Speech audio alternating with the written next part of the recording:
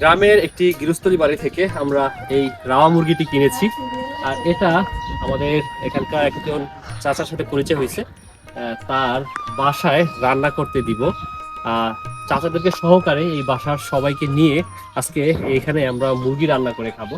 এটা হচ্ছে সেই বাসা। মাটির চুলাতে চলছে দেশি মুরগি রান্নার প্রস্তুতি। পেঁয়াজ, রসুন, আদা থেকে শুরু করে যা কিছু প্রয়োজন সবই দেওয়া হয়েছে এই কড়াইতে। মুরগি রান্না করার জন্য বেশ ভালোভাবে মশলা কষানো হচ্ছে। দেশি মুরগির স্বাদ এমনিতেই অন্যরকম, আর তাও যদি রান্না করা হয়ে থাকে চরের এক গৃহস্থলী বাড়িতে, তাহলে তো এর স্বাদ বেড়ে আরো দ্বিগুণ হয়ে যায়। মাটির চুলাতে রান্না চলতেছে, এখানে মুরগি রান্না চলতেছে, দেশি মুরগ। আর সেখানে বসে তাদের সাথে একটু হাতে হাত লাগালাম। আর দেখতে পাচ্ছেন হোগলা পাতার হচ্ছে ভেড়া, এই ভেড়ার এই পাশে আমরা রান্না করতেছি, কারণ ওই পাশ থেকে বাতাসও আসতেছে না। দারুণ একটা মুহূর্ত যাচ্ছে। পাশেই দেখতে পাচ্ছেন ভাত রান্না সম্পূর্ণ হয়ে গিয়েছে, আর তার অল্প কিছুক্ষণ পরেই আবার দেশি মুরগির রান্নাও শেষ হয়ে গিয়েছে। রান্নার কালারটা আমার কাছে অনেক ভালো লেগেছে। আশা করি খাবারটাও অনেক স্বাদ হবে। আজকে যাদের বাসায় আমরা দুপুরের খাওয়া দাওয়া সারবো তারা খুবই ভালো মনের মানুষ। তবে এটা মানতে হবে, চর অঞ্চলের মানুষজন অনেক অতিথি পরায়ণ।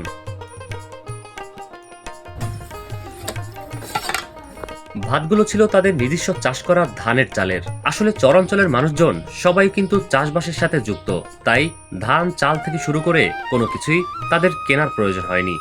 কাকা, আপনি কি খুশি আজকে আপনাদের বাসায় আমরা খাচ্ছি? কখনো ভাবছেন যে এরকম কিছু হবে? এটাই, আমরাও কখনো ভাবি নাই যে এই জায়গাতে আমরা হচ্ছে আল্লাহ পাক আমাদেরকে খাওয়ার ব্যবস্থা করে দিবে। তা কখনোই ভাবি নাই, সবকিছুই আর কি তার চিন্তা করে রাখছে আগে থেকেই। দীপু ভাই, আপনি কি কখনো ভাবছেন? আপনি তো ঢাকা যাওয়া ধরছিলেন। আমি ঢাকার পথে আমি আসলে এখানে যে থাকবো আমি সেটা কল্পনা করিনি। আলহামদুলিল্লাহ। আরিফ ভাই? আলহামদুলিল্লাহ, এটা অনাকাঙ্ক্ষিত। এটা আমাদের চোর আসার পরও প্ল্যান ছিল না। হঠাৎ শাইন ভাই বললো যে আমরা দুপুরে এখানে খাবো।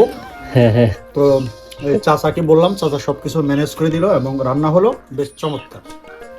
আর বিশেষ করে অনেক ধন্যবাদ এত সুন্দর একটি রান্না করার জন্য, কারণ রান্নাটা অনেক ভালো হয়েছে, একদম আমাদের বাসার মতো, একদম ওইভাবেই ফিলটা পাচ্ছি।